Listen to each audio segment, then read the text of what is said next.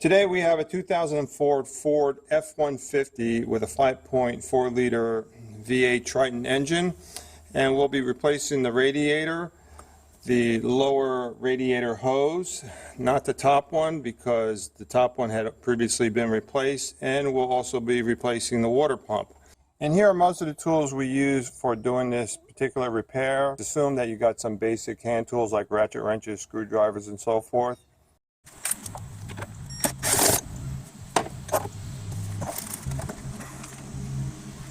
We're going to drain the coolant now.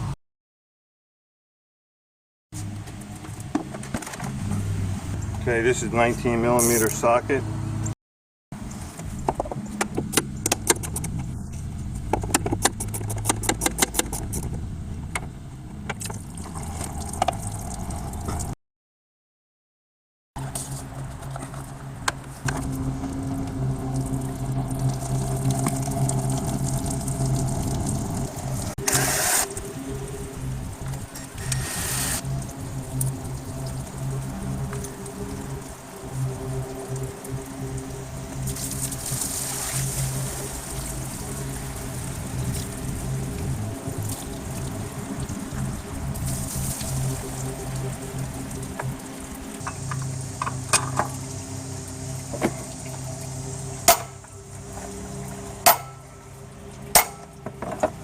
I'm going to have to put a chain strap wrench on it, so I have to take the belt off.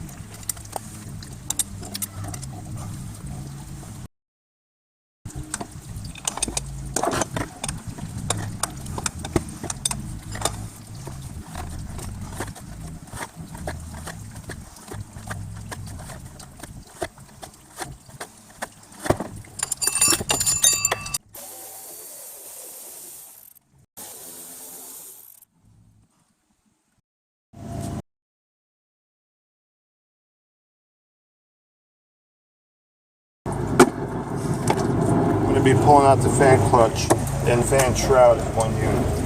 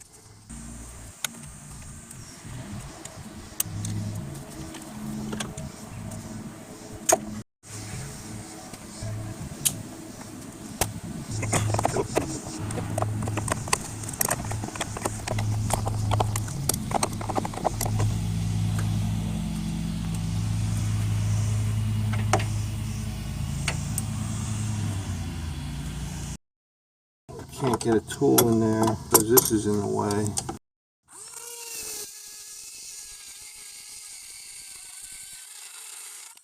I'm using a 27mm Pro Foot to take that flare nut off.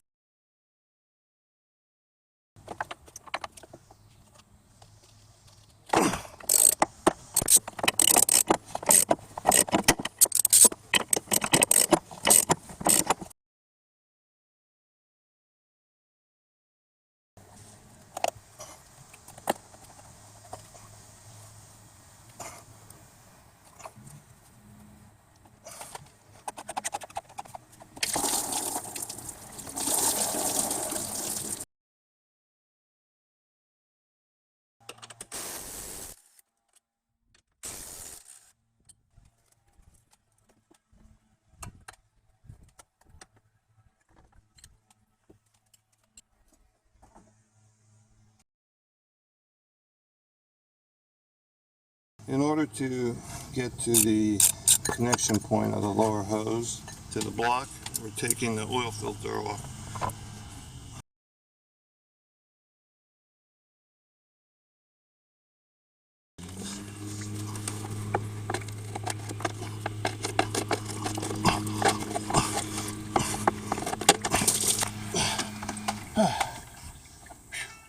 Okay, these are 10mm bolts.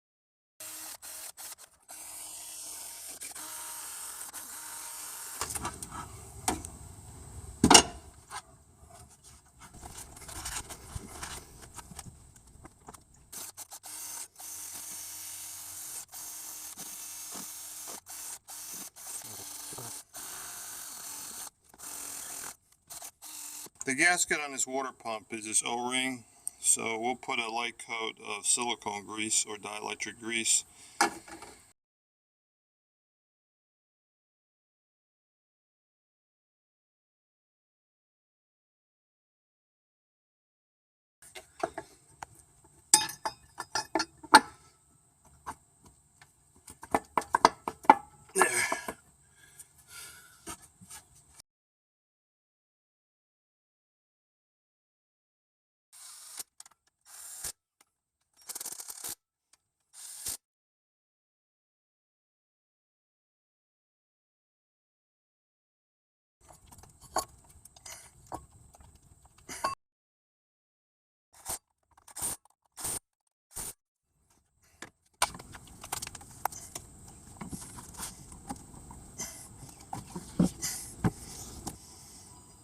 Put some silicone grease on here.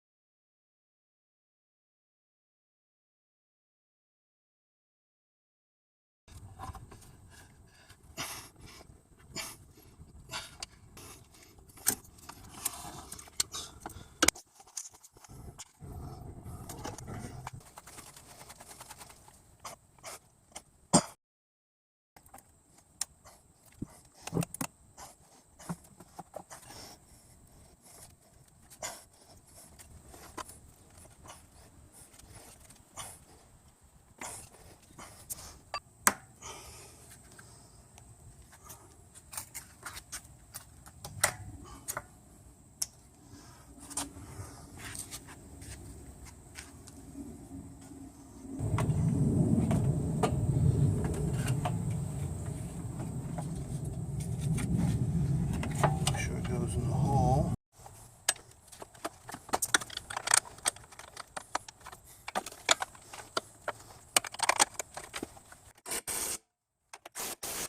Alright, this is a auxiliary aftermarket oil cooler that the owner put on his car. So we just had to get new straps.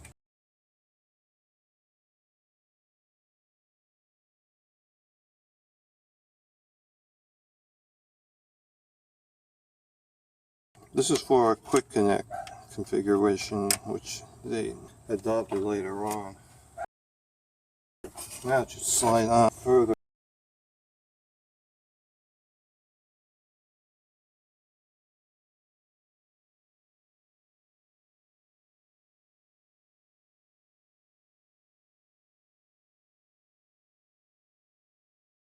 So we double clamped this just in case the hose might slip off under pressure.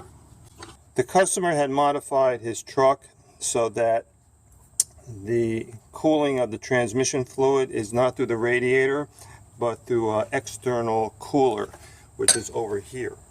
Instead of this being an auxiliary cooler, he made this the primary cooler for the transmission. So what he did was he took the supply and return lines and just basically connected them together, basically making it meaningless. So no transmission fluid is going through here.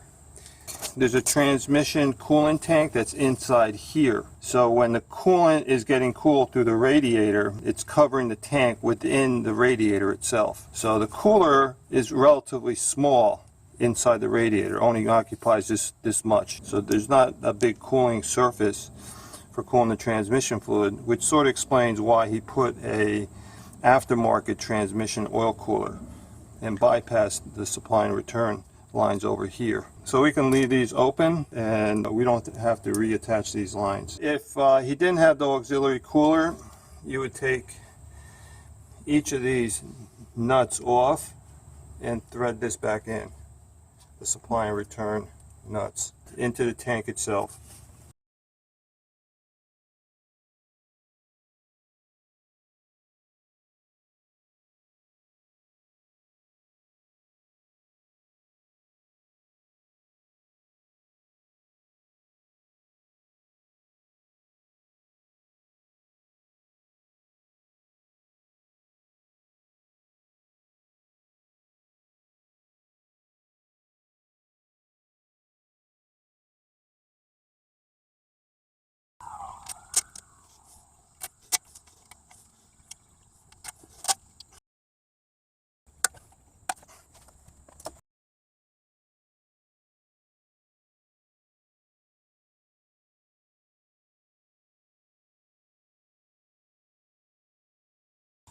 There's a slot down here.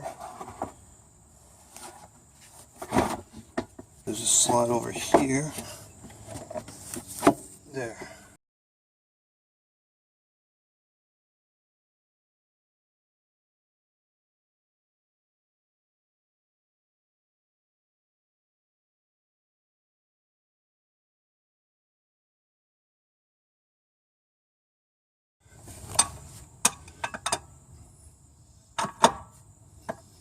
Just give it a whack. And that's it.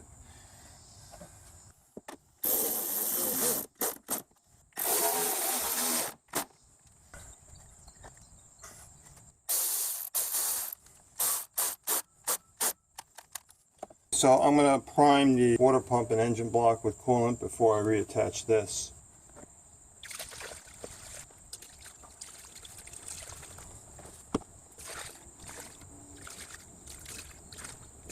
About half a gallon, so I could hear it filling up. See, you got a little.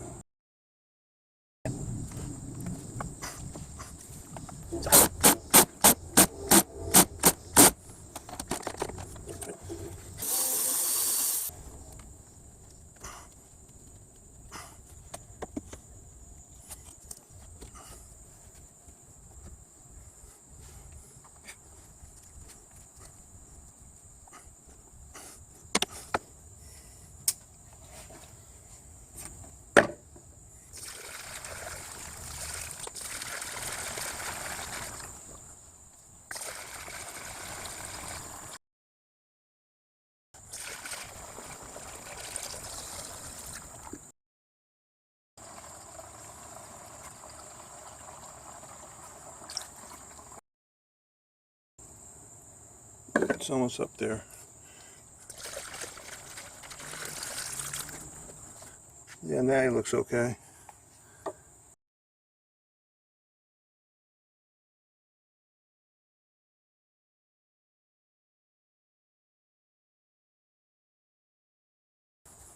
Start the engine and see if any air pockets get filled in, and we'll add some more coolant.